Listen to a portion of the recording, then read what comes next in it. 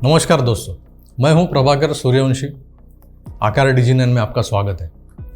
मेरे हाथ में जो न्यूज़पेपर है वो भले ही शनिवार का क्यों ना हो, इसमें जो खबर छपी है वो खबर मुझे कुछ ज़्यादा ही आहत कर गई।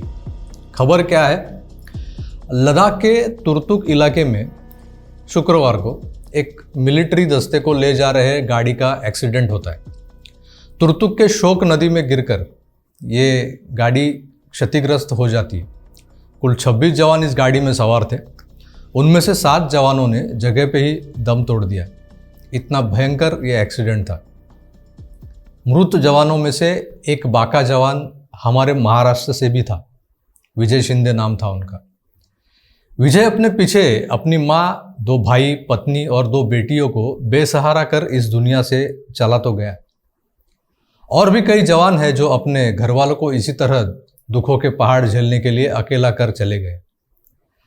देश के लिए मरने मिटने को तैयार इन जवानों को ऐसी अवमानना भरी मौत कभी रास नहीं आती है जो मौत इनके नसीब हुई। हमारे जवानों के इस दुखद अवसान पर देश के प्रधानमंत्री मोदी जी ने अपना शोक संदेशा जारी किया है। तो जारी तो कर दिया है, मगर क्या सिर्फ इतना काफ़ी है? दोस्तों, मैं यह सवाल इसलिए पूछ रहा हूं कि इन जवानों की ये बेदर्द मौत किसी हादसे के कारण हुई है, ऐसा ऊपर ऊपर से मोटे तौर से लग तो रहा है, मगर इस हादसे के पीछे क्या कोई साजिश छुपी हुई थी? ये बात सुनकर आपका भी खून खौल उठेगा। फिर हमें प्रधानमंत्री के शोक संदेश से काम चलाना नागवार ही गुजरेगा। मोदी जी, हमें नहीं चाहिए ऐसे खोखले शब्द, नहीं चाहिए ऐसी सांत्वना। दोस्तों, शुक्रवार की सुबह परतापुर से चला ये सैनिकी काफिला एक 50-60 फीट गहरी खाई में गिर जाता है, जहां नीचे शोक नदी बहती है। इसी कारण इस दुर्घटना का स्वरूप और भी गंभीर हो जाता है, क्योंकि पानी का बहाव गहरे खाई में गिरने की वजह से जो लगी हुई चोटें हमारे जवानों को बचा नहीं पाई। 7 जवान जगह पर ही दम तोड़ चुके। 2 और जवानों ने अस्पताल में दम तोड़ दिए। 17 जवान घायल है। उन पर उनकी मरहम पट्टी हो रही है, उन पे उपचार चल रहे हैं। अब आप सोच रहे होंगे कि मैं इतना प्रक्षुब्ध क्यों हूँ, मैं इतना आहत क्यों हूँ।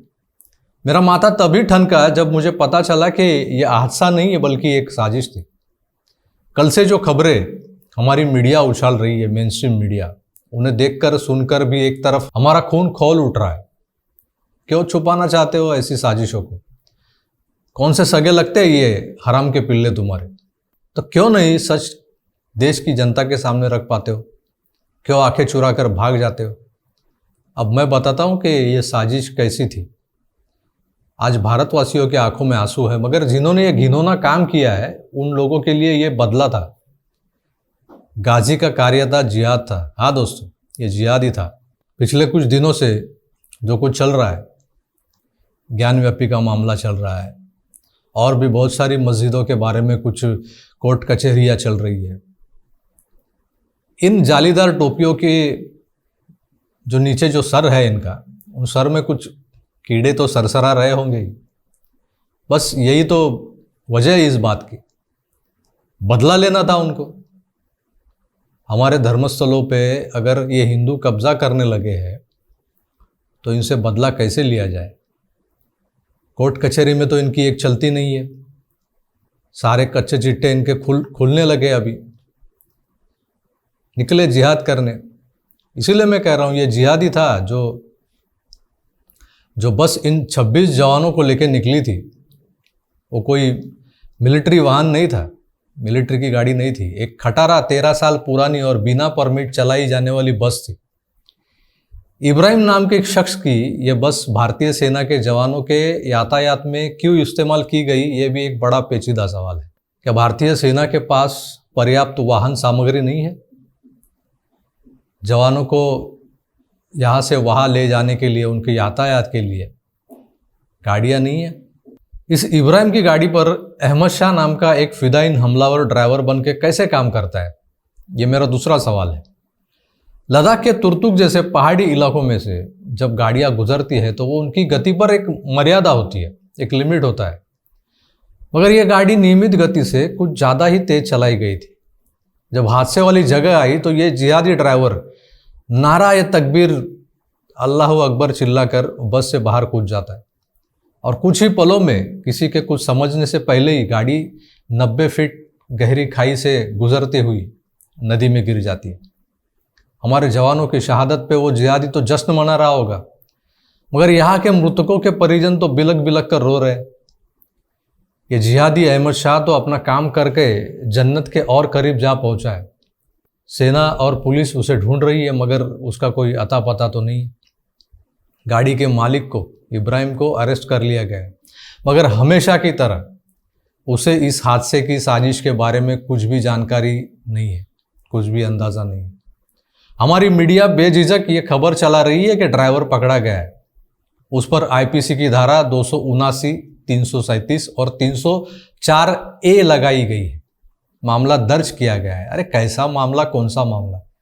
हमारे जवान बेमौत मारे गए हैं, उनकी शहादत का बदला हम किसी फर्जी आरोपी को पकड़वा कर उस पर मामला दर्ज करवा कर इस तरह से लेंगे? दोस्तों, इसलिए मुझे प्रधानमंत्री जी के शोक संदेश से आपत्ति है। मोदी जी जैसे लौह पुरुष से हमें सीधे कार्रवाई की ही उम्मीद है, ना कि शब्द सुमनांजलि, आदरांजलि, भाव सुमनांजलि। ये सब नहीं चाहिए। हम आपसे हमें एक ही उम्मीद है कि ठोको इनको, पकड़ो इनको, ठोको इनको। कितने दिन तक बर्दाश्त करेंगे हम? दोस्तों, इस विषय में आपकी क्या राय है हमें ज़रूर लिखें। फिलहाल के लिए इतना ही, आगे भी मिलते रहेंगे। तब तक देखते रहिए आकार DG9। अभी के लिए रुक जाते हैं। धन्यवाद, नमस्कार।